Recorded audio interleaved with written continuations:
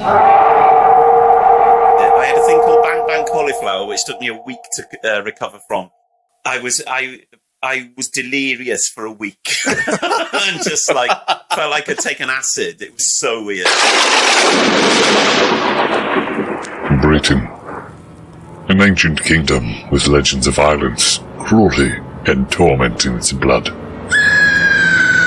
Join your hosts, Ross, John, and James, as they bravely tread where few would dare.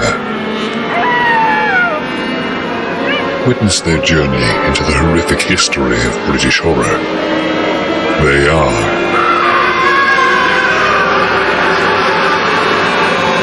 the General Witchfinders.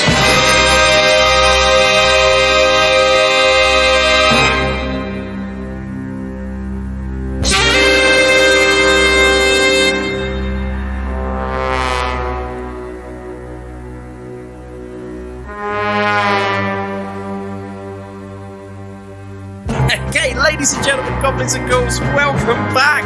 We're back with the 36th episode, somehow, of the General Witchfinders podcast. I'm James in Bournemouth in southern England. Is it me now? It is you, yes. I'm John Pountney in south of Wales, which is still in the south of... It's in Wales, it's in the south of Wales, it's wherever you want it to be. It's part of your own psyche as a listener. Yeah, Wales is more a state of mind rather than... Yeah. And I'm Ross in Dorchester in southern England. This time we met the woman in black. You know the Drablow estate?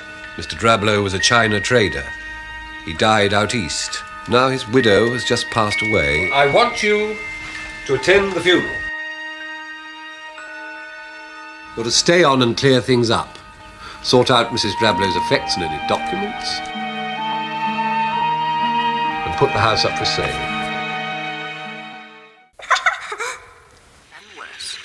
She has found ways to make me fear their calamity in the marshes. Last night,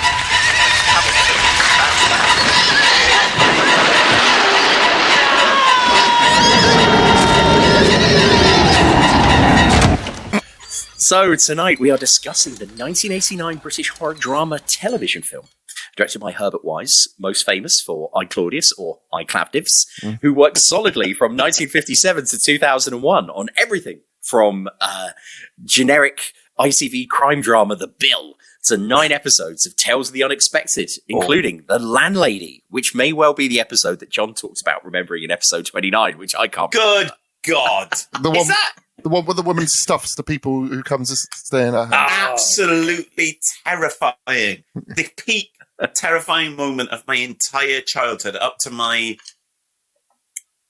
I don't know when I've been more scared. I don't know if you've ever recovered from it, John. Go on, carry on, James. All right, okay. Well, and also, I've got to, once again, this is one of these things where I've got to take umbrage with Ross's script coming up here. Right, so It stars, the protagonist is Adrian Rawlins, and Ross has put Harry Potter's dead dad in the movies, and Mr Pike in one episode of Neighbours. But hold that thought, Ross, because I was amazed when I figured out that he's Nikolai Fomin in Chernobyl. Oh, okay. Yes, I did see he's someone in Chernobyl, yes. Chernobyl, one of the great things of the last sort of 10, 15 years on TV. Yeah, he's amazing. That was the next thing after Neighbours, but, you know. Absolutely. So, he's in that. He's one of the sort of the lead engineers of Chernobyl, and they all sort of try and blame each other for the disaster. So he's in that. Did I tell you about when we was using like the voice activated thing on our telly, and it didn't recognise what I was saying when I was asked to play Chernobyl? I kept saying play Chernobyl, and it would go, and it would say shut up, and it just goes shut up, and I tried to do it slowly. I went Chernobyl, and it went shut up, poo. That was the artificial intelligence revolution is underway, everybody. And then also after that, most recently with me putting my inevitable Star Wars hat back on, he was in the sort of the best episodes of Andor. Okay. He's the doctor. Okay. He's the doctor in the prison, looking exactly like he did, the glasses and everything in Chernobyl. And he is sort of like the doctor who tells them what's really going on. And so recently, despite the fact that he was Mr. Pike in one episode of Neighbours, he's had a recent kind of late career resurgence. Absolutely. So I thought, and he's also in the modern day sequel to Woman in Black as well. Oh, Oh, okay. Is he really? Yeah. Okay, right. Yeah. So, Is it worth pointing out that, of course, he plays the father of Harry Potter, Mhm. who is the star of 2012's Woman in Black Yes. Hammer Films reboot. yes. Yes. Everyone will realise that that's listening, but I didn't know that until I read the Wikipedia earlier, and I thought that's interesting. Yeah. So it says that it also stars Bernard Hepton, who was in I, Claudius, Get Carter, Tinker Tailor, Soldier Spy, I'm assuming the TV version, Yeah. and Colditz, David Daker, who was in 93 episodes of Boon with Michael Elphick. Oh, Silver! You got me, Lord Ranger. Anyway, so 84 episodes of Z-Cars, Time Bandits, and 2 Doctor Who stories for our Whovian friends. Irongron in The Time Warrior, and Captain Rigg in Nightmare of Eden. That means nothing. Oh, to me. You'll have to lovely. tell me what that means. It's a John Pertwee story and a Tom Baker story. Lovely. Right. I wouldn't and- say it's not one of Tom Baker's finest moments. So. Well, he's had many moments, I imagine, over his life, which were particularly fine. Oh, come on, the man. Yeah. It's a legend. Right. Anyway, and Pauline Moran, who was Miss Lemon in many episodes of Poirot, and according to Ross, was bass player in the all-female band, the She Trinity, who had a top 40 hit cover of He Fought the Law in 1966. Who knew?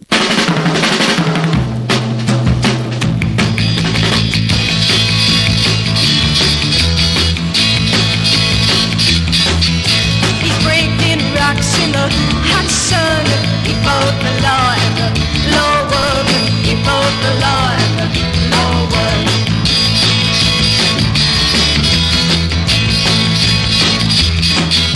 He needed money 'cause he had none. He fought the law and the law won. He fought the law and the law won. Right, so Hills, the Woman in Black, had already been adapted into a beloved stage play that went on to become the West End in London's second longest running non-musical after The Moustrap. No way. Yeah, more recently, the story was filmed, as John's just mentioned, by Hammer when Hammer kind of was born again. Has it again died? I think Hammer still has it gone again? They released a few little odds and sods. Something called, I think, Witchwood, Yeah. which was WYCH Wood, and then I'm not sure. They did do The Woman in Black 2. Yes. Bigger and blacker or something. That's right. But I'm not sure. Helen and I went to see that, and I did actually really like it. So that one was set in the Second World War. It was total cobblers, but it was a bit of a hoot. Interesting. I'm going to... Well, they got a film coming out called The Lodge, which is coming out soon. Okay, well, there you go. Yeah. That's me sold. Thank you. Right, and then it said so. More recently, the story was filmed by Hammer Studios in 2012, starring Daniel Radcliffe, and going on to be, unbelievably, although I did see it, I saw this in the cinema, so it shouldn't be that unbelievable that I bothered to go and see it. It went on to be the highest-grossing British horror movie of all time. Good God. God, yeah, right. This teleplay is adapted from the 1983 novella of the same name by Susan Hill. It focuses on a young solicitor who is sent to a coastal English village to settle the estate of a reclusive widow and finds the town haunted. I had no idea it was such a modern novel. I thought it was really old. Yeah. No. Yes, because She's from Scarborough, the author. Yes. I was going to say that to you, John. Of course, John knew that already. Right. So, the program was produced by Central Independent Television for ITV. Yes. Yeah.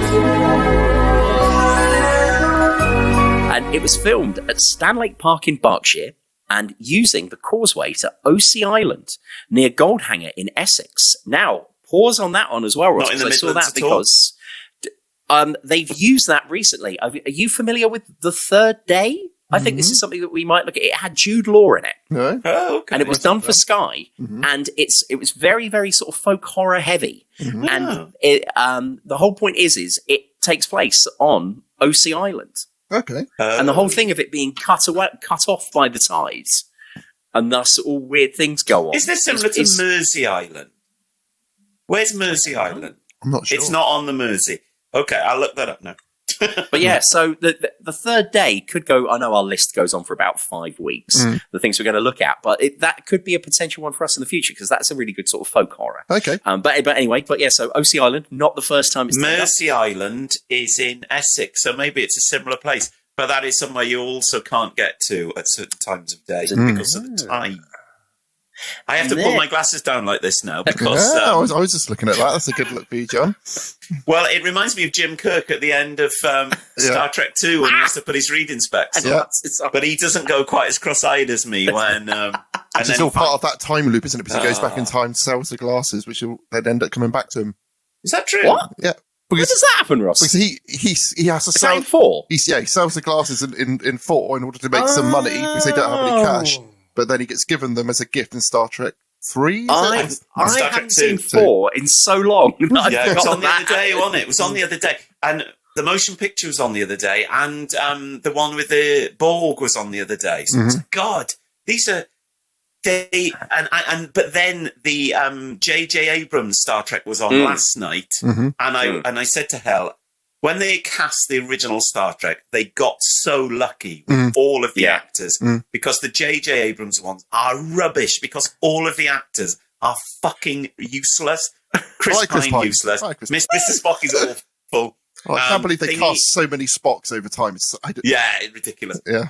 And Scotty, awful. Simon Pegg's well, I was going to say, terrible. don't say that to Simon Pegg because that one time that he turned up at a Star Trek convention and they did a thing with people there, didn't they, saying, vote for your favourite Star Trek films of all time. And he went absolutely mental when they put his ones at the bottom. Oh. And then it was all like, oh no, don't be mean to him, everyone. He's an alcoholic. I'm like, yeah. I think an alcoholic with a very thin skin, some of everything. But do you know, the original version of Star Trek 4 was meant to be an Eddie Murphy vehicle? Yes, it is. Because Eddie Murphy's a big Trek fan and was very keen to do it, and that's all part of his deal with Paramount. Yeah. But the option was either that or the Golden Child instead, and he went for the Golden Child. Imagine Anywho. Scared the shit out of me. How would he face off against the charisma of the Trek team? The original William, the other because motion pictures on the other day, and I was like, how handsome is William Shatner? I was like, oh my God, he looks amazing in this film. He carries the whole film just by reaction shots of models of the Starship Enterprise that he can't even see. It is 98% reaction shots to models. There's going to have a really, really slow trip in the ship alongside it. Did look good, but it went on for... And it looks amazing. This might be a cutout, but I think you'll both probably enjoy this story. Ross, you might know it already. But there's a really good series on Amazon, which is one of those ones where you can watch it, but there's ads on it. But there's only like one ad per the half hour. And it's kind of like, it's the history of Trek. And during lockdown, I watched it, of course, because we were taking time on our hands. And there was an amazing bit they were talking about making Wrath of Khan.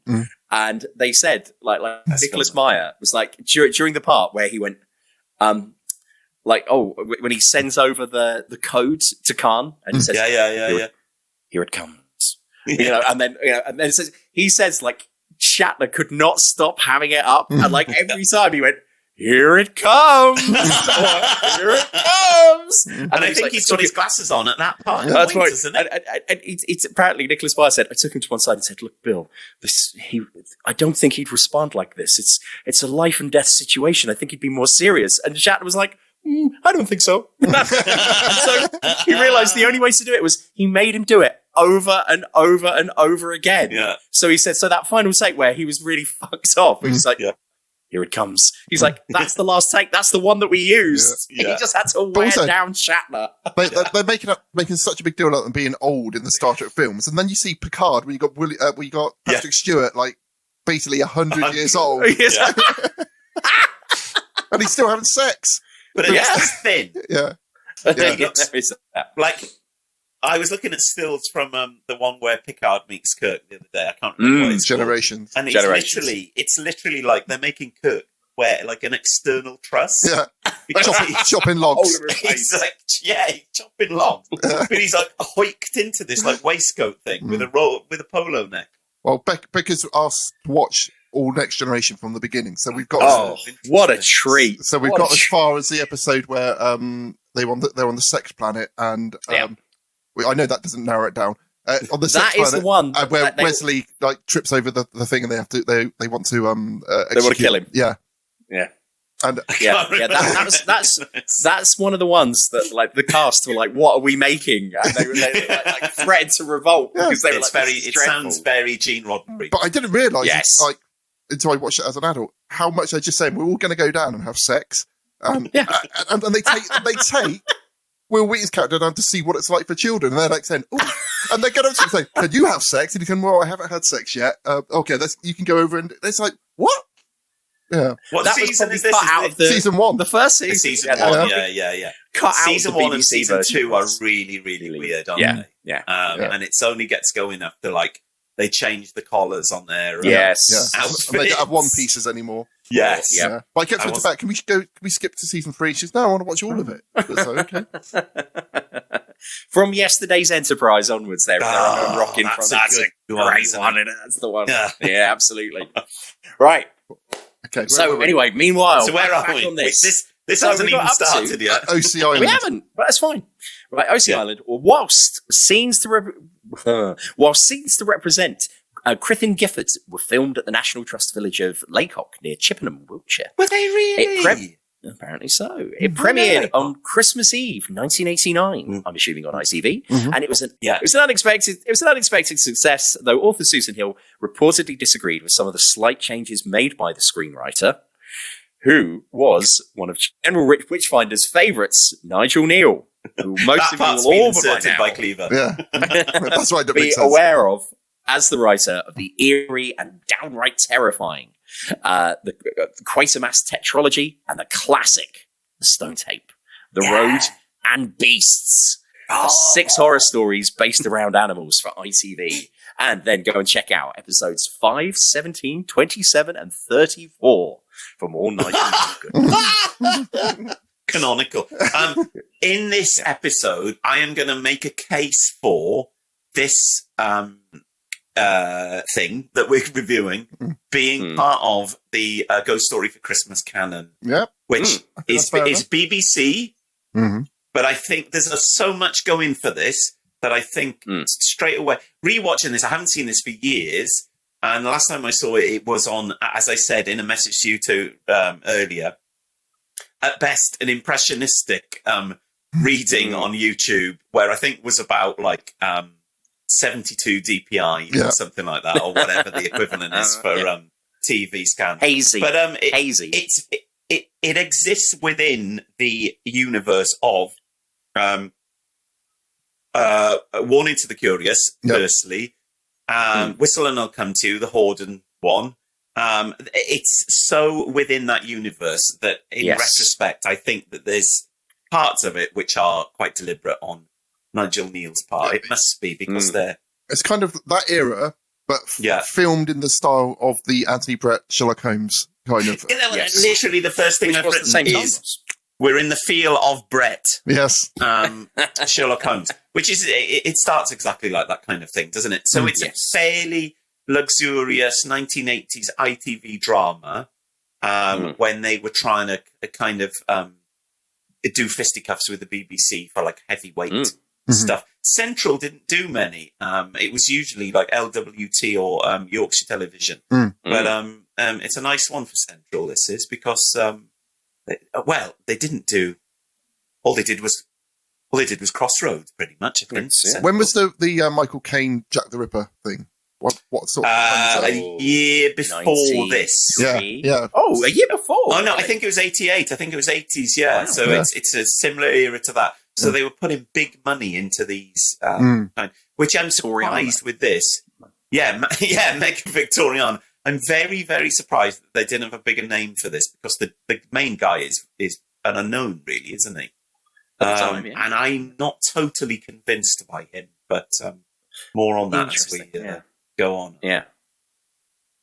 So, yes, we begin, don't we, with the fact that it was scene setting, and I get my notes was, I'm guessing this is the 20s, because one of the cases, definitely. so it starts in a solicitor's office, and they're talking about getting compensation for people, suffering from Gassed in post-traumatic stress. Yeah, that's right, gassed in the war. So I'm guessing it's the 20s, isn't it? That's kind of the vibe. And then we are introduced to our protagonist, who's Arthur Kidd, and that's one of the things that Nigel Kneale changed. It's Arthur Kip in the because it was a George Orwell name which he lifted in the novel, and he didn't like the fact that she lifted someone else's name. Oh, I see. I thought it was maybe to make out that he's quite kind of young and inexperienced and make it a very obvious kind of punished name. What I've got to start off by saying is that it's very strong typography with the quite austere title sequence cleaves. Do you like that type? Yeah. It's nice. It's a bit Black Sabbath-y, which being central, maybe it's a Birmingham Brummy. Maybe it's a particularly Brummy typeface or something. I don't know, but I thought that was kind of timeless, but also ahead of its time. But it was quite a cool intro, wasn't it? That typeface. So I listened to the commentary on the Blu-ray. Can anyone guess who did the commentary? It's Kim Newman. It's Kim Newman. Kim Newman and Mark Gatiss. Mark Gatiss. Mark Como. No, it's Kim Newman, Mark Gatiss, and Andy Nyman.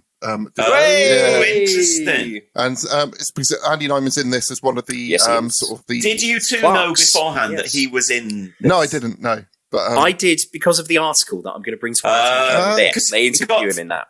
Got to the end and I was like, God, he's really familiar. Because the other Clark is very familiar as a TV actor of that era and later in the 90s, isn't he? Yeah. But then I was like, I don't know who that is. So I listened to find out the character's name. I was like, that's Andy Nyman. Yeah. That's fucking mental. Like, he must have been about 14 when this was made. It was his first thing. That's wild, isn't it? But that, again, ties into the whole Mark Gatiss, Ghost Story for Christmas kind of League of Gentlemen weird canon world that this thing has kind of created around itself. Yeah. But one of the things he said was interesting is, because I thought, well, how did, later on you'll see this officer there's a fire in it, and I thought, how did they do that? That's all a set, and I think that's a brilliant set. The officers, it is really good. Yeah, and he said it was really great to his first thing was actually filmed on a proper set with a bell which they rang when they were doing the takes and everything. And he said it was great. He said he tried to go in as every day he could, even if he was in it or not, because he was just so excited to be. That's speaking of my recent experience, which I don't know if we've mentioned to the listener yet. No, well, we should say why we haven't been around for a little while. Well, I've been for 2 months. I've been. I could probably say what it's called and who directed it and stuff, because it's been announced. So I was the stills photographer, and it's called unit stills photography, but I ended up doing a kind of documentary thing as well for the new Michael Sheen directed 3-episode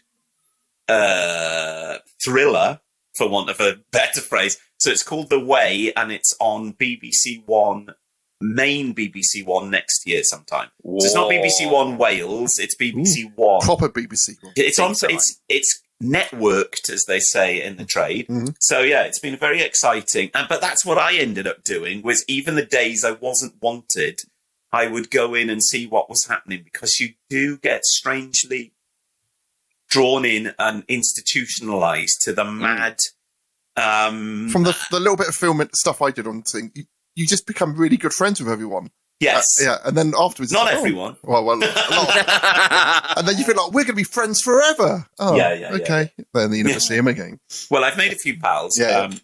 So that's been lovely, because I might do it again in some form, because a lot of telly does seem to be made in South Wales at the moment. Amazing. But, it's a kind of infectious thing where, you don't want to miss out. It's like that fear of missing out thing, I think. So we're in a kind of clerk's office, solicitor's business, with annoying clerks doing annoying laughter, and then our main character is called in to meet David Ryle, who is one of my favourite British character actors, who is in a further case for this to be canon for Ghost Story for Christmas. He's in the tractate Midoff that Mark Gatiss directed in 20... Is that the one? I can't even remember which one. Is that the one like in the library? Yes. With the master in it. Yes. Yeah. So that's a good one. But he's very good in that. He's the nasty man in bed who's. So they're all M.R. James stories. This particular group, and this is very Jamesian. And I'll say the bits that I've kind of zeroed in on later that I think particularly. Can I give you a little one? One of the chapters. You know this. One of the chapters in the book is called "Whistle and I'll Come to You." Oh, is it really? Yeah, it's the bit when the dog gets lured away by the ghost. I've never read the book. I've read like the first 10 pages of the book and I didn't like it, so I'll try reading it again. Interesting. So he's called in by David Ryle, and he's basically told, you've got to go away for a week, and you've got to go to this place, and it's kind of heavily implied that it's because his boss doesn't want to go. And then through expositional dialogue, you also find out that he's got a baby and a wife because the baby is spewed on his jacket. So that's quite neatly done. I thought that was a little bit Jonathan Harker being sent off to Castle Dracula. Yeah. There is aspects of that. Yeah, this for me, and I've written one of the first things I've written really is that this story, either knowingly or unknowingly, is like a collection of tropes of all of the archetypes of horror and ghost Victorian fiction, isn't it? And they're all kind of put together.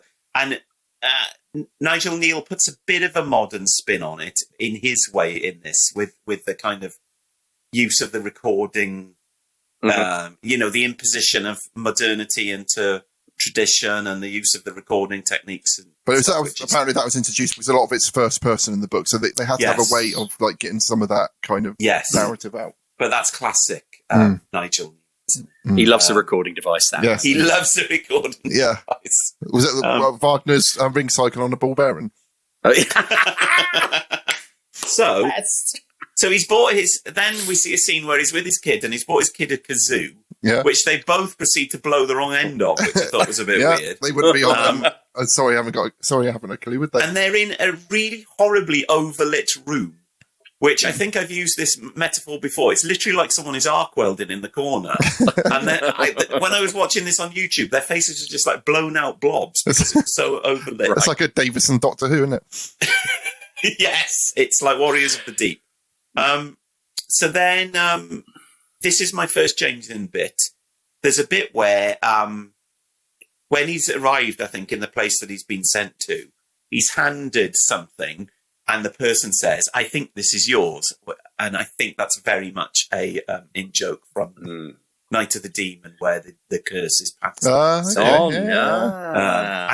Is it the main posh guy or squire or whatever he's Mr. Tuvey? Before we get onto that, for me, the other kind of tropey bit was that he heads off to what's it called again? Sorry, wait, where's the place that it's called? The North. Yeah, the North. The Midlands. That's right. Or wherever it is. Oh dear, it sounds very, slightly Welsh, doesn't it? I literally didn't write it down, Jake. I have no idea what it's called. That's mad. I thought I did. Oh gosh. Right. Okay. Dreadful. Amateur. Right. Anyway, so while he's on the train, he then starts talking to the man in the carriage who says, "Oh, I couldn't help but notice your papers." Again, very kind of classic horror film, British horror. This might be the man. Yeah. So is this Bernard Hepton? I believe so. Yeah. Yes. And he says, "Oh, what are you coming? Why are you heading there for?" And he explains to him, "Oh, well, I'm a solicitor, and I've been asked to go and deal with the affairs of this woman who has passed away." And he says, "Oh, will you be attending her funeral?" "Yes." And he says, "Oh, you'll be the only one there." And so they kind of suggest that she was this sort of unloved, unliked person. And so that kind of setting up that feeling of dread. And then the best bit is that he turns up at the train station, again, like a lot of the things we've seen, kind of provincial train stations, steam-powered trains. And he gets off and he says, "Oh, I need a taxi to take me." And Mr. Tuvey says to him, "A cab here at this time of night?" And what I've written is that is every provincial town in the UK today after 9 o'clock. If you turn up in any British town after 9 o'clock in a railway station and try and get a cab, you want a taxi? After 9 o'clock at night? I thought, nothing's changed. Yeah. Yes. I was stuck in Castle Carey for hours once. There you go. Right. So, did you know? Hey! Right. So he then makes his way into town, stays in, once again, fantastic trope of the pub. The grumpy landlord, isn't it? Standard grumpy landlord immediately tries to boot him out, saying that he's gone past last orders. Because he's looking for Ken Boon, that's why. Yeah. I like the bit where there's a bit where he's eating there and they're all eating on long benches. And I was going, everyone thought that was amazing when Wagamama started doing that. Right, hang on. I think Boon was also made by Central. It was, I think, yeah. So that guy had a massive payday, didn't he, from Central? Yeah. Yeah. How many episodes did you say he did of Boon? Fuck. Hang on. Like 90 episodes? So like 89, I think. Silver! 93 episodes of Boon. And Whoa! So say he was on £1,000 an episode. Yeah. Go figure, guys. All right. Yeah. We You should do just the count math. we should just count our lucky stars that Neil Morrissey didn't make an appearance. Given his, It Where is was he now? also central, so Yeah. that guy blessed the day that Exactly. he saw the sign, the kind of moon sign with Yeah. the rainbow The Boon. colours for Central Television. The moon. The The Boon Boon. the moon. Ah. and I think, as far as I can see, the last time I saw Neil Morrissey, he was doing on a thing where a load of celebrities did the walk to Compostela in Spain. Did the Pilgrim's Trail. One of whom was the Reverend Kate Botley from Gogglebox. Oh, geez. One of my But yeah. one of my favourite programs of that kind of ilk was when they sent Joe Pasquale, the one who was Marlene off of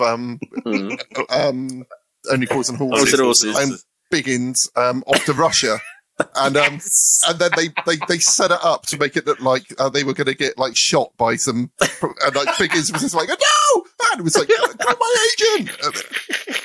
Do you remember when Werner Herzog got shot being interviewed? Yes, by Mark Kermode. Again, it's all circular. He was shot And he with says, an air rifle. Yeah. yes, and he says it was an insignificant shot. I was like, That's really weird. And they put What Joe about? Pasquale and Marlene down some rapids, but Christopher Biggins refused to do it.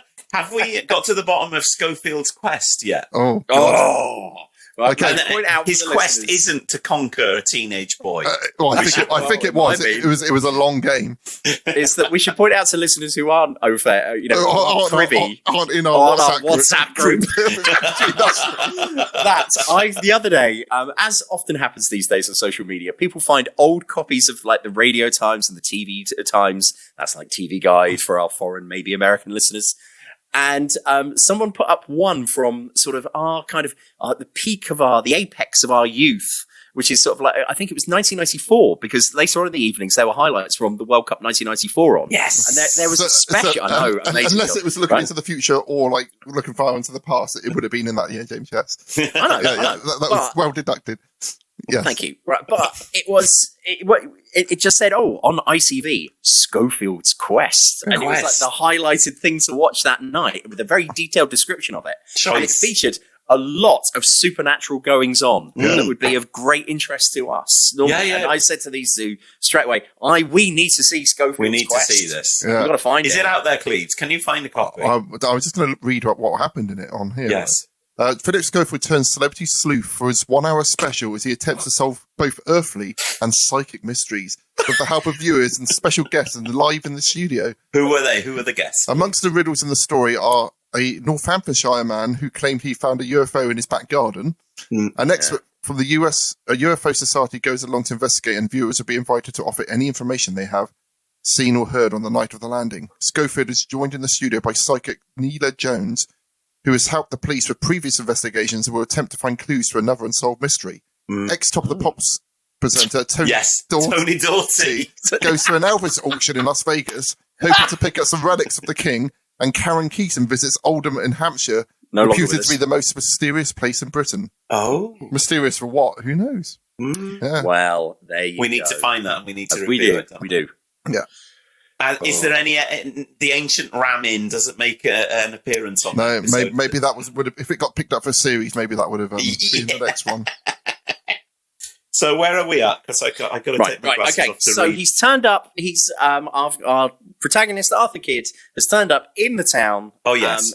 And people start to again give him the feeling that spooky house out there. That you've turned up. There are no further living. Go out there. Yeah, there's no living relatives. Everyone's died off, etc. Everyone's dead.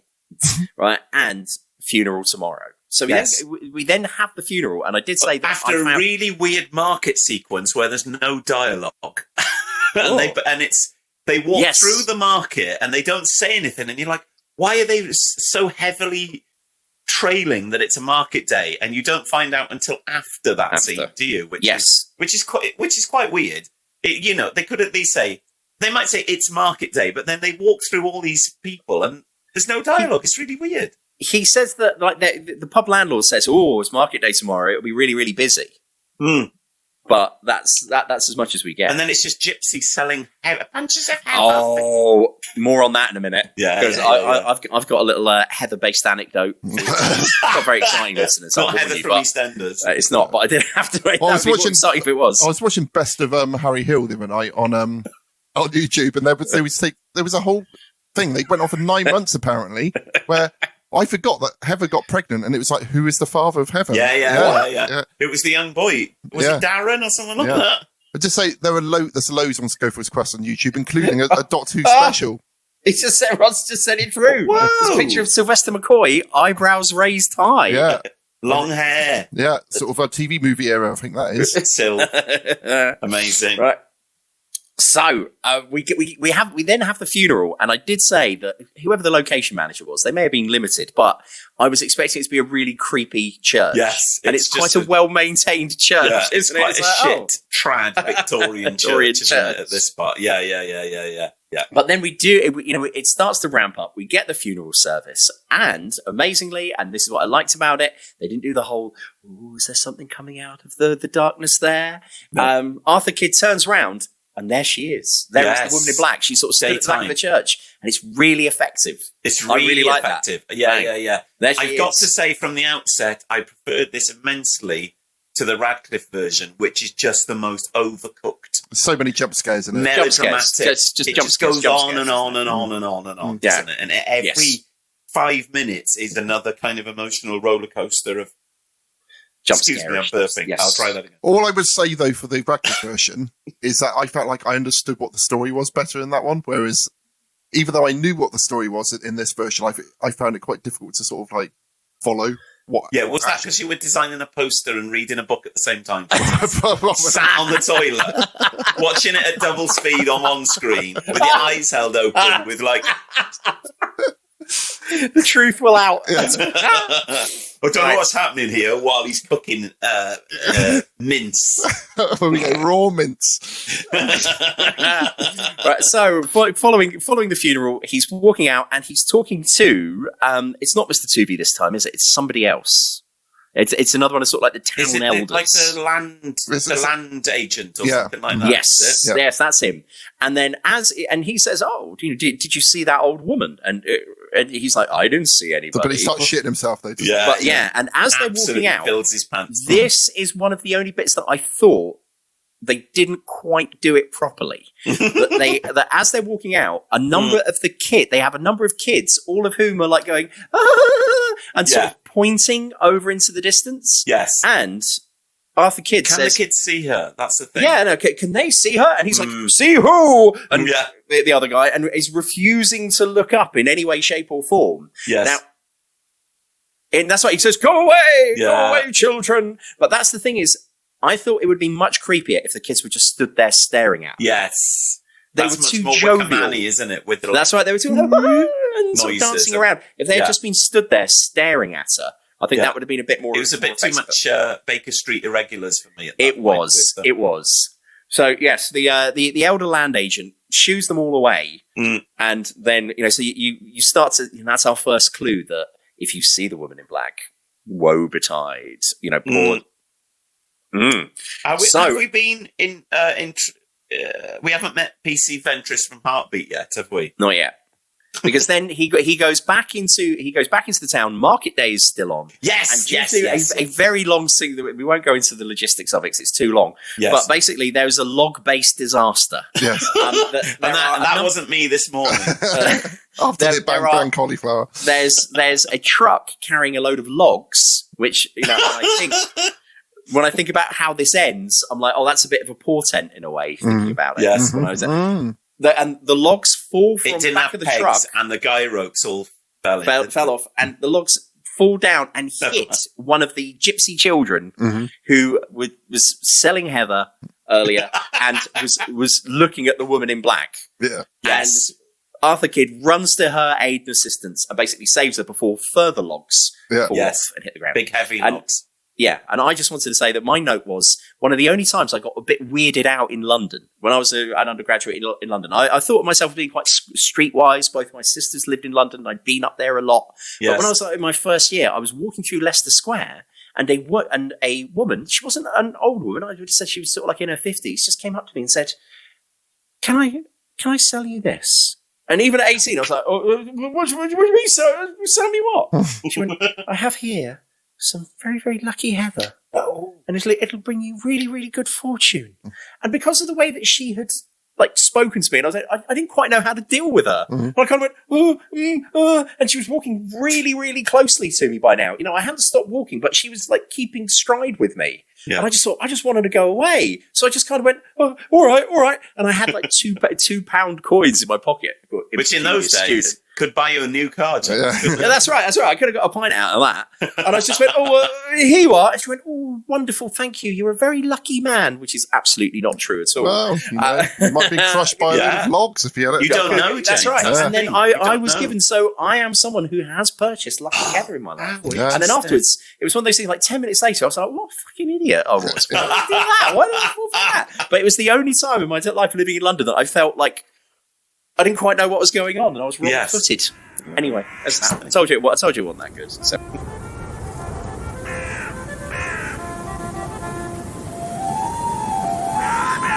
Hi, it's Ross from the General Witchfinders. Did you know that I also do another podcast with my friend David? Hello. Well, I headphones before that. You're not taking this seriously, Ross. David and I do our own supernatural research and investigations in our home county of Dorset. So, if you think that's up your street, why don't you give it a listen? It's Dark Darset, Darzet. You can find it wherever you get your podcasts. It's not natural. I don't think I've ever seen an episode of Heartbeat. Sunday night, ITV. I don't think I've watched much. We're doing other things in our teenage years. I'm probably a Heartbeat completist. I've probably seen pretty much all of it, and all of The Royal, I would have thought. Even when Wixie left. I continued watching, me and Hel would always watch Heartbeat and The Royal. I mean, The Royal was filmed in Scarborough, so it was a lot of, look at that. it's where Jimmy Savile lived. Yeah. I've got a weird amount of respect for Nick Berry, because he's just like... because that's the opening line. Because he just said, bear in mind, he was a really big star on TV, huge. Heartbeat was a massive hit. Yes. He had Every Loser Wins song. Had that been number one? Yeah, I think that was number one, yeah. He had been... Every Loser Wins. Right, so he had been like a big star. And then he was just like... Of course you did, Ross. Yeah, along with the Anita Dobson version of the EastEnders theme. This theme. Yeah. Anyone can fall in love. That's the easy part. You must keep it going. That's the only bit that I can remember. At number 4, it's Dobson's Choice.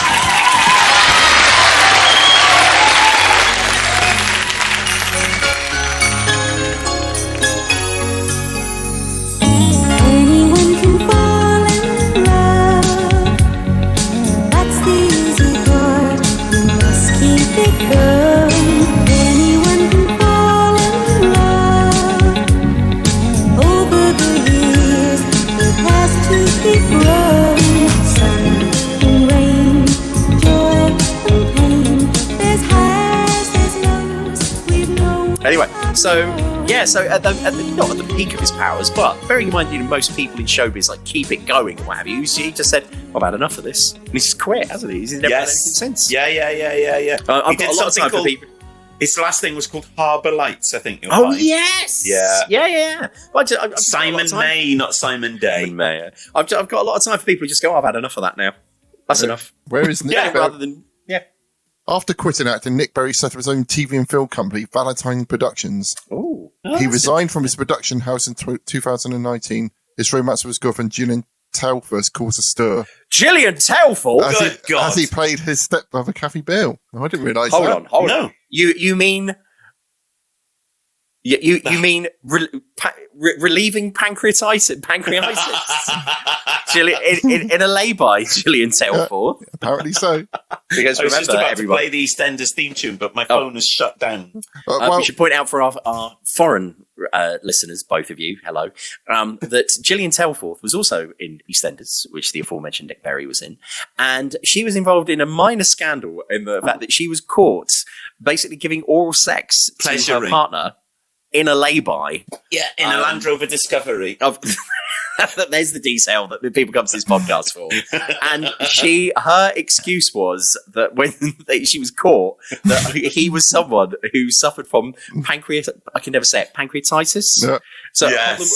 an issue of the pancreas, and she was relieving his pancreas. Oh yeah, I just put a picture of. It says you will not recognise Nick Berry now. I put a picture on our WhatsApp. He looks a bit like you, John, with short hair. I can't look because my phone's shut down. Oh no! What's he up to? No, he these doesn't. days? Well, he's got the same kind of. Hold it up, James. Let's have a look.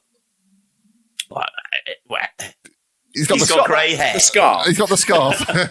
I haven't worn that scarf for about 15 years. Oh, well, that's and glasses. But that's it. Yeah, he looks cool, I think.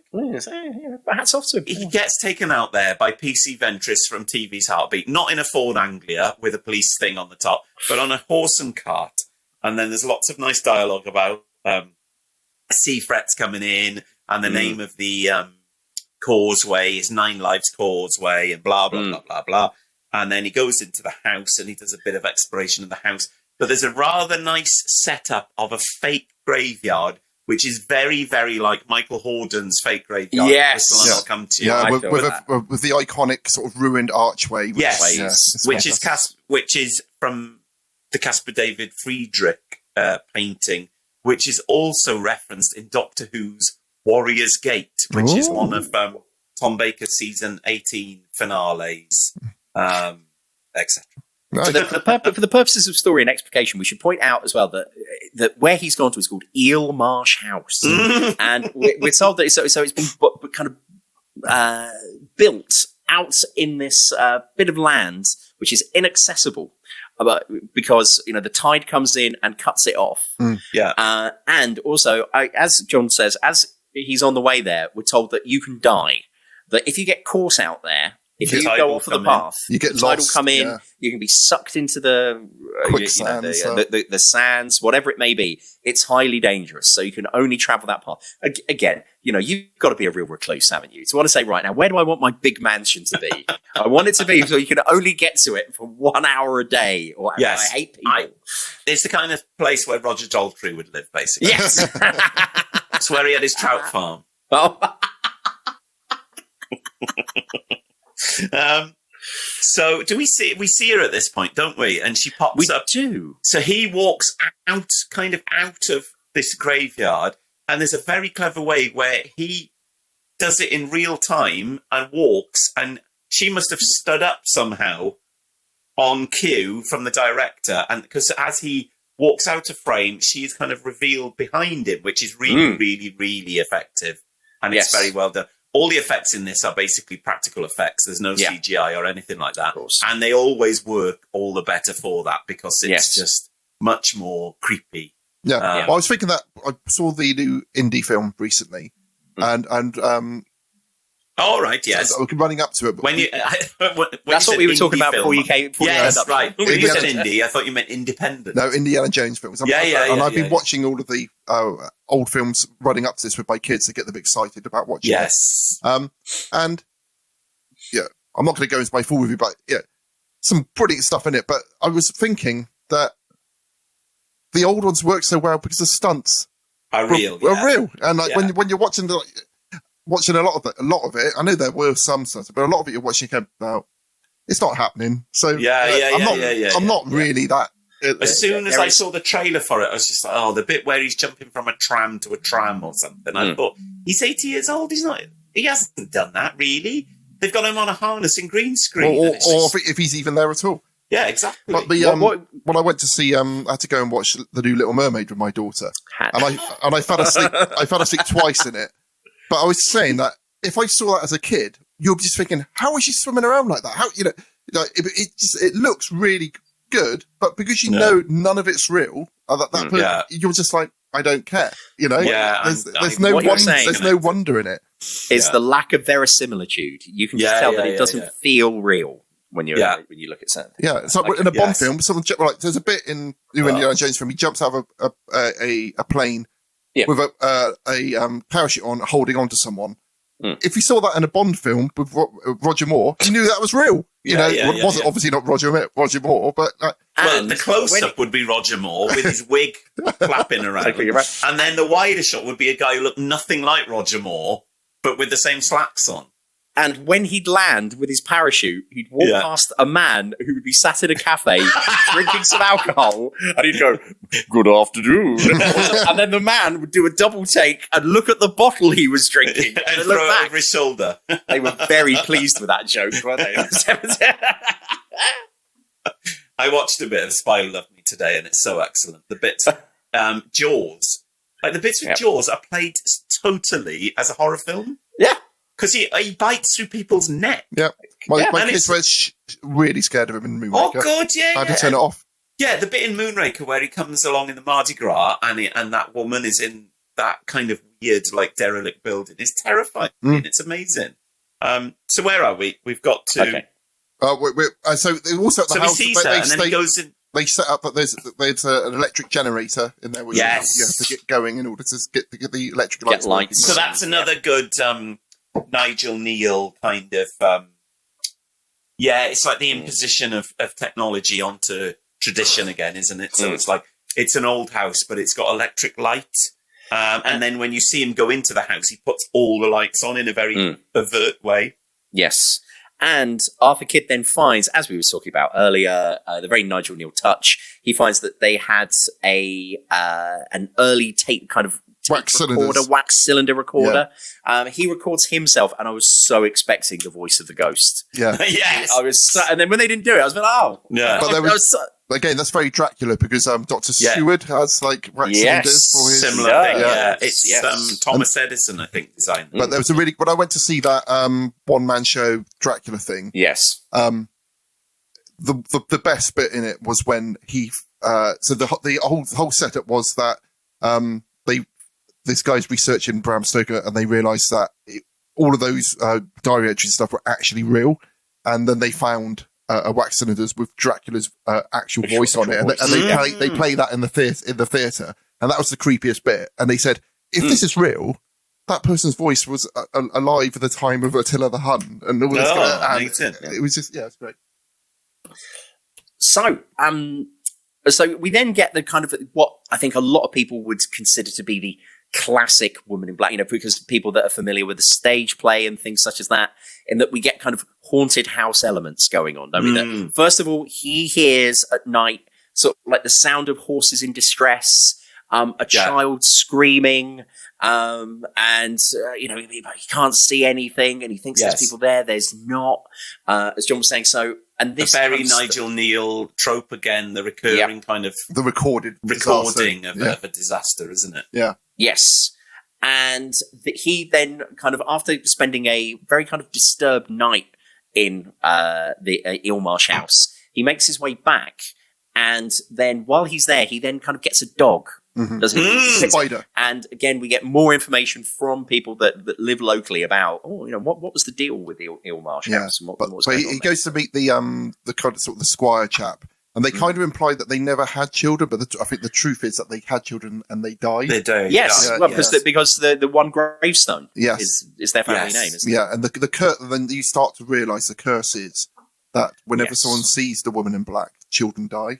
Yes. At this point, I started to question, if there's a graveyard on the island, why is the woman that died being buried in the very prim Victorian graveyard? That didn't make sense to me. Yeah.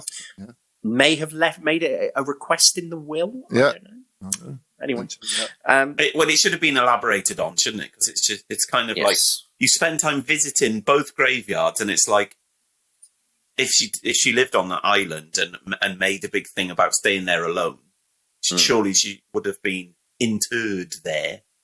Possible. My other surely thing is that at one point, because he mentions Arthur Kidd says to people, I saw the Woman in Black, and then I sort of ran away. And I put, wouldn't you go, as we saw, when we did the Dickens one, hello, Wouldn't you at least try, because she's so physically there? Yes. Wouldn't you address? And then somebody said, "Oh, did her powers freak you out? Did she do something?" And he's like, "No, absolutely not. No, I wasn't scared. I'm not afraid." So, then why don't you talk to her? And then later on, when we get to the big jump scare, he does start talking. I found that like quite an odd choice. Yes. And that was the only thing that for me sort of took me out of it a little. I thought, surely you'd go, "Hey," and even if they don't say anything back, just the notion of, "Hey, hey, all right." Whatever. I'm no Nigel Kneale, obviously. So yes, he then says, Arthur Kidd then says, "Look, I've not finished going through the papers yet," and he also kind of senses that there's a mystery at work here. And having seen the woman in black, he says he's going to go back, and he continues going through the files, doesn't he? Again, more psychological things start happening to him. He hears the screams again, what have you, and he hears a child's voice. And there's one room which he didn't have a key for last time he was there. And then with a bouncing football. And the ball, it goes in there, and there's a child, the sound of a child playing, and then a ball comes bouncing out of And I think all these bits, because they're so pared back, are much more effective than in the Daniel Radcliffe version. Because in the Daniel Radcliffe version, at this point, you've had like a hanging, you've had there's so much. It's like there's you would leave. Yeah, you would leave. Yeah, like you wouldn't keep going back in there, would you? Like, I think I might. Might just put my mind at rest. I'll go in one last time after you've seen her hanging from the bloody playroom. And it's similarly with the Kieran Hines character in the Daniel Radcliffe version, like him and his wife.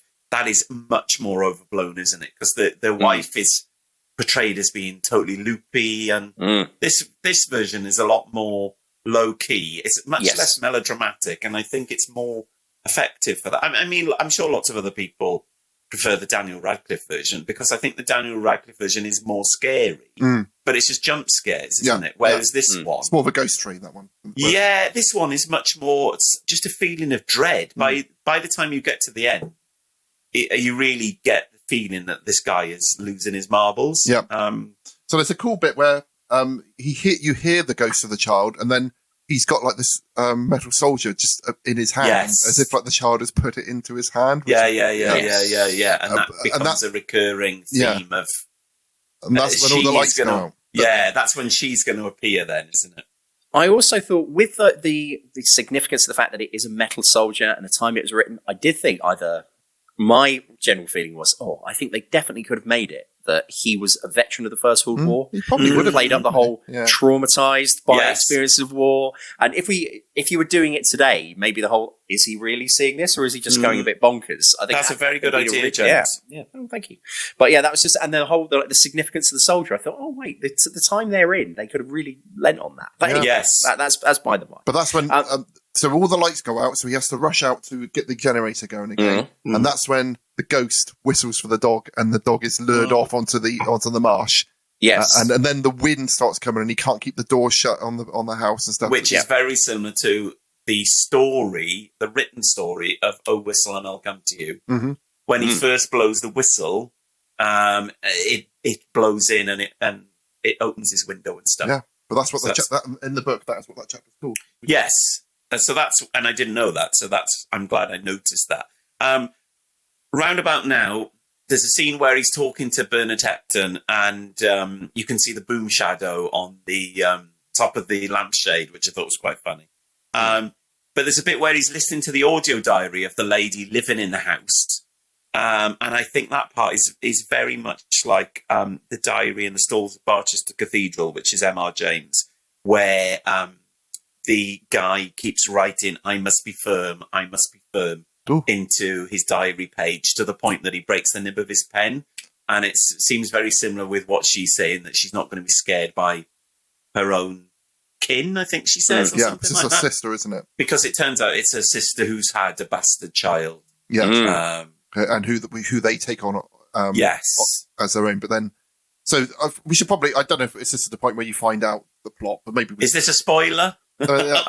Yeah, so something that's 40 years old. Yeah. So essentially, what's happened is one of these two sisters, as John said, had a child out of wedlock, and in order to cover up the A scandal and shame. Misdemeanor. Yeah, the married sister takes that child on as her own, and then then this sort of drives the mother, the real mother, a little bit loopy, and then she tries to kidnap the child and escape, but then they get they come off the road and they end up dying in the marsh, and then that sort of vengeful ghost then just starts haunting at the town and killing other children. Yes. Yeah. There you go. So yes, that's the long and the short of it. So And again, here sort of endeth like my notes. yes, because and the idea of the fake out, I suppose, is that you think that the woman who you're seeing buried and the woman who's there to take care of her notes, she's the woman in black. No, she's not the woman in black. It's her sister. Yes. Who's the woman in black. So this is the point where I would say this is probably the first thing that's actually scared me. Watching out of all the things we've watched on General Witchfinder, this is the bit. I got creeped out by watching Ghost Watch again. But All right, brilliant. This is the bit which actually scared me. Oh, no way. Yeah. So he's going through all of the paperwork and everything back at the his sort of digs, and then he can't sleep, and then he wakes up. He finds the little metal soldier underneath his pillow. Yes. And then suddenly she's fucking there. Right. No. First of all, Ross, like I said, we hear the child's voice, and he starts to talk to the child. He basically says, like, can you hear me? Can you, can you? Because he thinks it's the ghost of the child, which is about to come there, basically. Yeah. And he's like, "Who are you? Where are you?" And the child says, "This is for you. This is for you." Oh, I don't remember this part. This bit.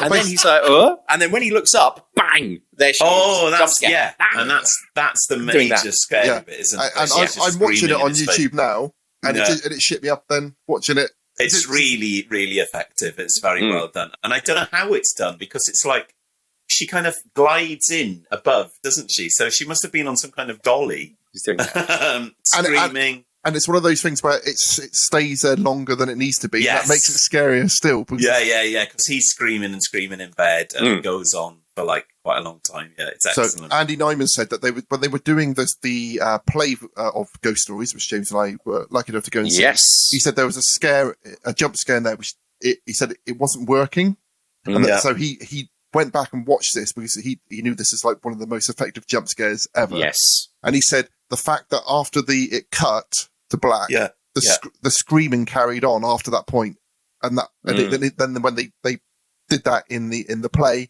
and they said that's what made it work. So when when it cut to black, the screaming carried on, and he said after that point it was it was the effect he wanted. But it's cool that he went back to the thing which he was initially in. And the original probably went to an advert for Finder's crispy pancakes. And then, so poor old Arthur Kidd, then, that really kind of lays him out, and we kind of see that he's in sort of like a comatose state. Yes, for a period of time. We're told that he has a fever, and then the fever breaks, bang cauliflower, and then he comes around, and we find that his wife has come to basically collect him and basically rescue him and bring him back to London, which is then what happens, and they kind of bid everyone adieu. It's Crythin Gifford, isn't it? That's the name I have found it. Crythin Gifford. Yes, I have written it down. So they kind of bid adieu to the people of Crythin Gifford, and the one couple as they wave them off are like, "Oh, it's so they're so young," and I hope it's kind of aware. Yes. Aware of that the tragedy is following them, and there's still 20 minutes to go, isn't there? That's something's giveaway. And this is one of the interesting things is that it is a ghost story where the ghost is not just located in one place. No, the ghost follows you. Yeah, and so it's that was interesting to see. Things such as It Follows and The Ring and things. Things that have followed since. This was in many ways the original. No, just because you've gone away, the ghost is still with you. So Mr. Kidd sort of pulls himself together enough, goes back into the office and says that there's nothing left, and we're told that the house has burnt down. Yes, and it's implied that the guy Bernard Hepton, Bernard Hepton implies that he has burnt it down.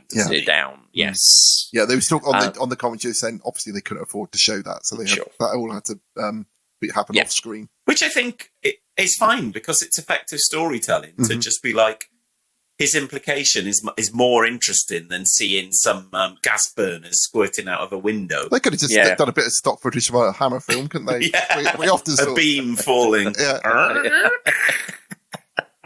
And then all we're left with then is Mr. Kidd is told, okay, well, all we've got then, if there's no money, there's that you can't sell the house for anything. It's gone. It's been destroyed. So they just say to him, well, all that's left are these papers for you to go through. And as he goes through them, he sees a picture of the woman in black when she was still alive. And he really starts freaking out. Actually, she's pretty good looking. Maybe. And then so we have this kind of mad scene where he just decides, okay, well, I'm going to burn the lot. Yeah. And he kind of pours kerosene on all the papers. And in his office on the floor. In his he doesn't office. even try and get it into the fireplace, does he? But he also confronts his boss by saying, "You knew what you sent me." But you knew it was something. You've been there before, and and you were scared to go. Your pants. Yeah. And did he try to strangle him? Yes. Yes, and then I put just in-office pyromania. Yeah, that's what he does. And I did think at the time, like, Jesus, it's an office full of paper. Yeah. Not just his office. It's like this place would go up like that. But somehow they do manage to contain it just to his office. Don't we? You then see like a 1920s fireman kind of going, "Yep, I thought so. Kerosene." And then he goes and sort of takes umbrage with the kid and goes, "Oh, what were you doing, you bloody maniac? Are you mad?" Andy Nyme said that it was great because said they were filming that and then they all went off to lunch, and when they came back, they redressed the set as if it'd been burnt, and he said it was just amazing to see that transformation just over their lunch break that they managed. No way. Yeah. Showbiz. And so he is then told by his boss, right, he doesn't say you're fired, which is quite remarkable, really. You think about what you can get fired for. Yeah. I did try and set fire to the office and attack you. He just says, go home and stay at home, doesn't he? So he then takes himself home and then, kind of wants to then spend more time with his family. And we now have this sequence of them going to a park together. Mm-hmm. And then from what I'd read from my kind of advanced reading, I was expecting it to be a horse, an out of control horse that's going to trample. That's in the book. That's in the book. Yes. Right. Okay. But no, they get on board a small rowing boat and they're kind of carousing around. Pleasure cruising. Pleasure boating out in the middle of this lake, which is a very kind of autumnal lake, isn't it? It looks very cold. And it looks horrible.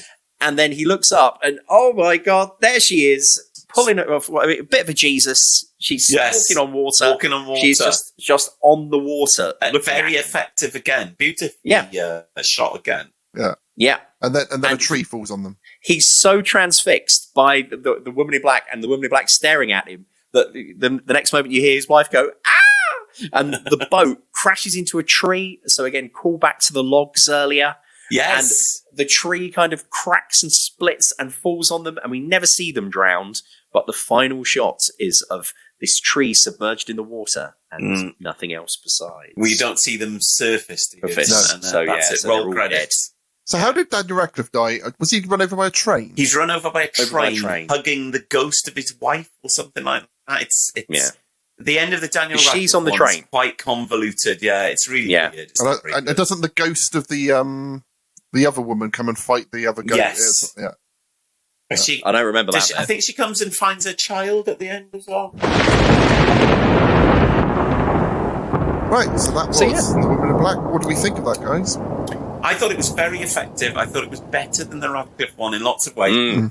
The standout scene for me in the Radcliffe one is where they use the Rolls Royce to pull the cart out of the bog. And Daniel Radcliffe goes into the bog. And because that for me would be really, there's no way I could go into a bog and pull out a cart. So I found that a very effective scene, and I thought that was really well shot as well. So it doesn't have any of those parts, but I think it has its own dynamic anyway, which is, it's an hour and 40, and it's not boring at all. No. I think the main guy is a bit forgettable, really, but I think otherwise everyone else is excellent in it, and it's really good. I think the first time I watched it, I was comparing it too much to the 2012 version. Oh, it's totally different in every way. It was almost like too slow for me. But watching I watched that about a month ago. I watched it again recently, and going in with different expectations, I really enjoyed it. So I give it a 3.5 out of 5. I'd probably be about the same. I don't think it's a classic Nigel Kneale because it's not Nigel Kneale, but I think it's a good adaptation of something else, and I think that he adds some good Nigel Kneale tropes to it. And I think it's interesting in itself if you view it in a prism which is more to do with the ghost stories for Christmas and a world which is a warning to the curious with Peter Vaughan and Horde and Kangaroos Australia, because that is very comforting, and I watch them every 3 months, so it kind of fits more in with them than it does with the Radcliffe version, which is kind of just a modern horror film, isn't it? Really, it's just like hits you over the head with jumps for an hour and a half, and then it finishes. James, what did you think? Much of it is a rare time where we're in agreement. For me, it was I enjoyed it. I said, so, as John says, like if you think of it as one of the ghost stories for Christmas, very effective like that. Interesting choices. I said some nicely spooky moments as well. So a solid 3 out of 5 for me. It's really spooky, and there's some good scares in it. Has anyone seen the play? No. Is it still I know on? people who have. Because the scary thing is that she walks through the crowd. That's the thing that they did, or that was the big secret in inverted commas that they would never tell people. That it'd be very dark, and that she would like walk through the central aisle, and so you could see her really close up, and people were quite spooked by it. But in lieu of something horrific, when we said we were going to do this, I thought, I'm sure I remember reading an article about this a little while back, and lo and behold, I did, and it was an article on The Guardian written by Andrew Mail, who's a very prolific sort of culture writer for The Guardian, and it says, "The Woman in Black, why did Britain's scariest horror film disappear?" Right, so check this out. Now, it starts off with a quote from Kim Newman. Of course, it starts off with a quote from Kim Newman. TV's Kim Newman. It's Tim Newman. So we'll skip that bit, and we'll just cut straight to the meat of it. And it says this. Few horror films have acquired the cult reputation of Herbert Wise's TV production of The Woman in Black.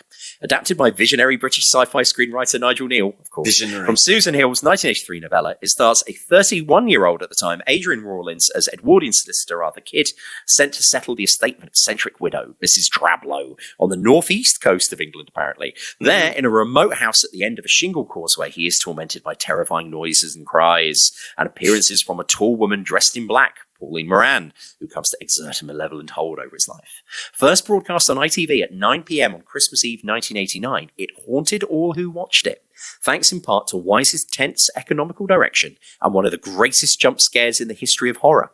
It created a genuine physical reaction, wrote Nancy Banks-Smith in The Guardian, as if one layer of your skin had shifted over another. The film was a hit with critics and audiences alike, and yet while Hill's book went on to sell millions and become a set GCSE text, and Stephen Molletrat's stage adaptation began a West End run in 1989 that was halted by COVID-19, Wise's film slid into relative obscurity. After briefly servicing on, get this, W.H. Smith's own brand VHS label in 1991, and then screened on Channel 4 in 1994, it disappeared. Partly owing to its scarcity, a mystique grew around it, with copies passed from hand to hand on dubbed VHSs and hooky DVDs. In later years, it's made fleeting illegal appearances on YouTube, accompanied by comments speculating darkly on the reasons for its disappearance. The League of Gentlemen creators of vocal fans, Reith Shearsmith, has called it the most terrifying program I've ever seen, whilst Oscar-winning director Guillermo del Toro, no less, cites it in his list of favourite supernatural films. What are the reasons for its enduring power? Why did it disappear? And why, after all this time, is it coming back? Andy Nyman, co-creator, of course, and Jeremy Dyson, Ghost Stories, etc., has particular interest in the film as it gave him his first ever acting role, aged 23, as a young office clerk. It will always remain special, he says. A huge inspiration to me and Jeremy when we were writing Ghost Stories was the way that Herbie Wise creates this drab, ordinary sense of despair with long, elegant single shots. But another important detail is Rawlins' performance as Arthur Kidd. He has boyish likability. A good man who does nothing wrong. It's inexplicable anything bad should happen to him. But yeah. I can see what they're saying there.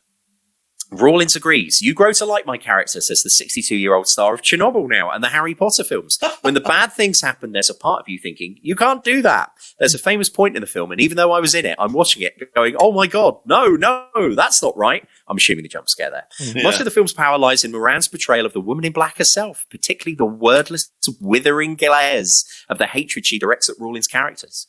I was cast on my ability to convey malevolence with no warmth at all, says Moran, and now a sprightly 72. In those days, I was quite pre-Raphaelite and ethereal. There's a sadness in there, a pure hate for what's being done to her. I try to convey what's happening in her mind.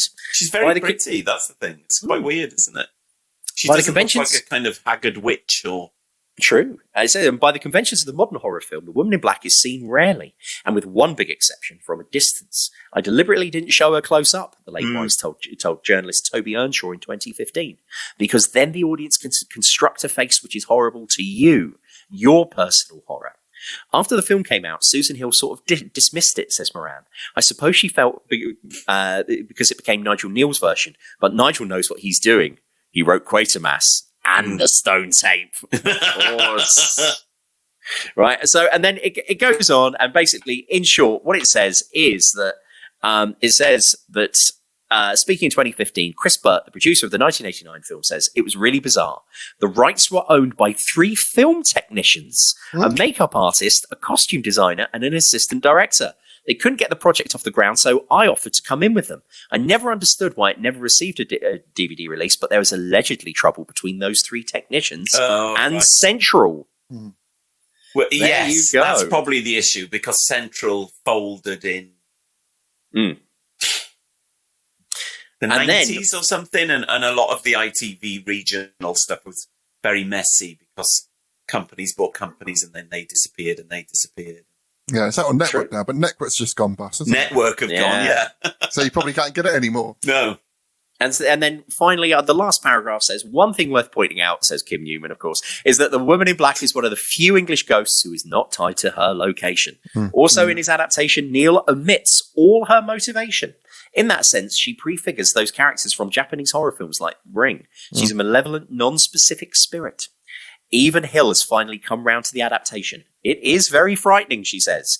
Ever since its first transmission, I've been asked if it will ever be shown again. Now it is. And if anyone complains that it has changed the book, my answer is always the same.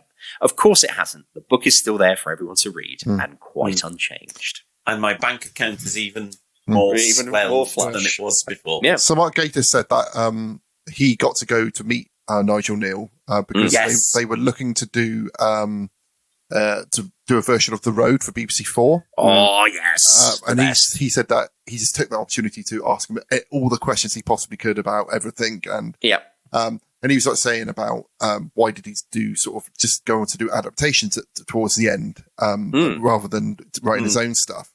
And it was kind of implied that no one was interested in it. And then Mark Gatiss was basically talking to BBC 4 and said, look, well, we asked him to do like The Road, but why don't we just ask him to write something new? And apparently someone high up at the BBC said, we don't work with anyone who predate the remote control.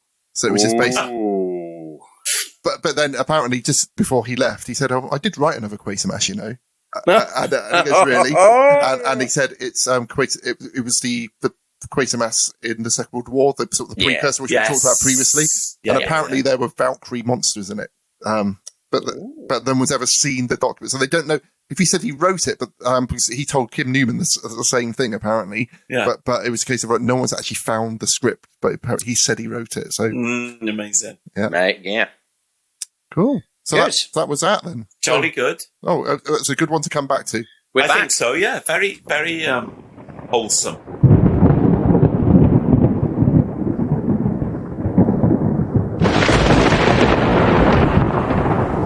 Okay, so next time on General Witchfinder, we're going to be watching, and we did mention Sherlock Holmes right at the beginning of this. We're going to be watching Murder by Decree.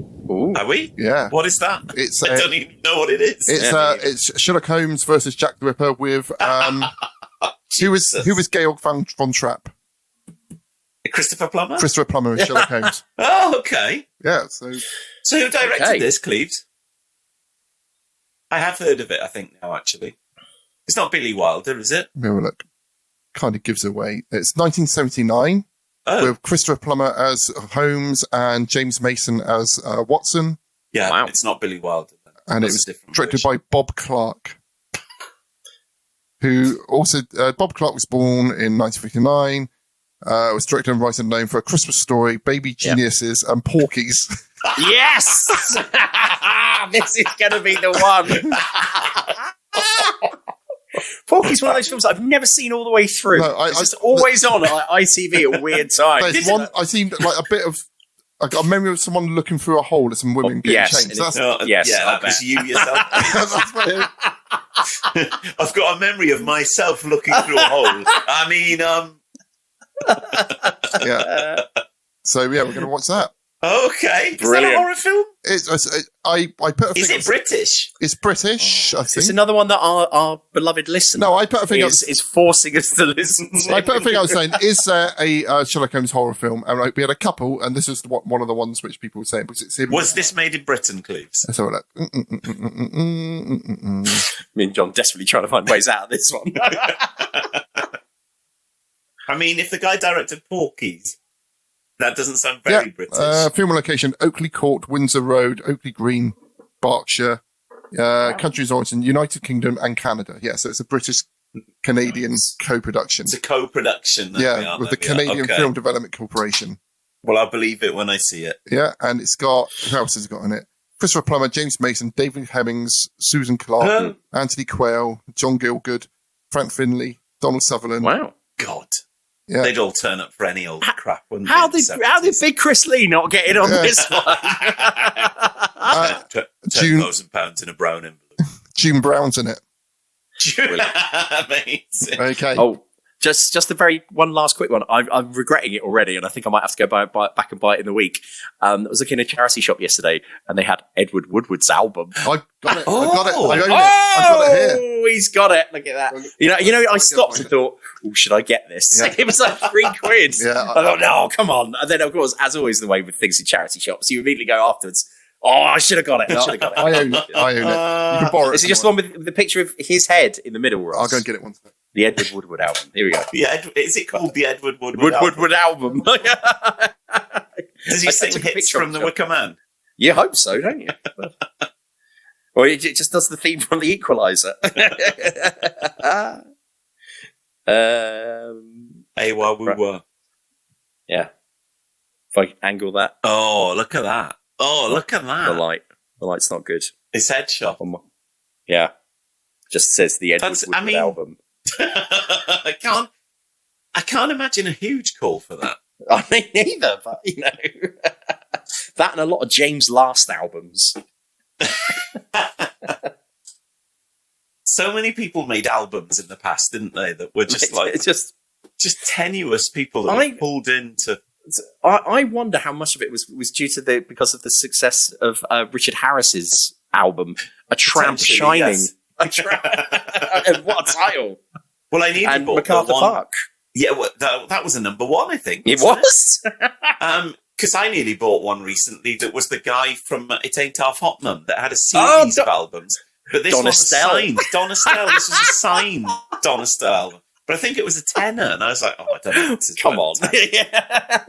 There's a point where it's like the ironic comedy. It's like, it's not worth the tenner of ironic and comedy. a tenner. Can't find it. But I will get it for the next time. Get it for next time. There we are. I might go and buy it in the week. No, it didn't have snaffled up. It was like a black sort of like leather thing, just with Edward Woodward on it, and then inside it had pictures of him different like character sort of like this is different different to the one I hats saw, and stuff Ross. on there. But anyway, I'm Brian Butterfield. That's a good album title. Yeah, the different hats of John Townley. Okay, well, lovely speaking to you guys. Well done, everyone. Okay. Cool. Thank you for waiting, everybody. Right. Love, light, and peace. Great to be back. Oh yeah, what do I say? Until next time. Happy day. Bye. See you soon, all one of you. You have been listening to The General Witchfinder.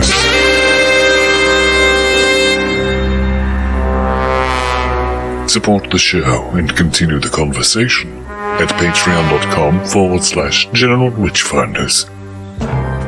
Subscribe and spread the word at generalwitchfinders.com. Farewell. And don't have nightmares.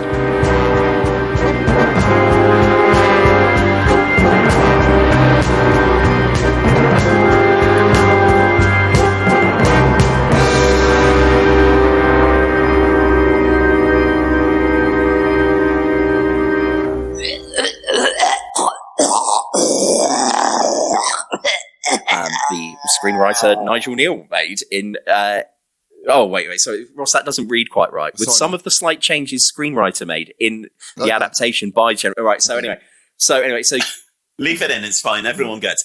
You can just read this bit on Wikipedia, guys. The Cleaver's lifted verbatim. No.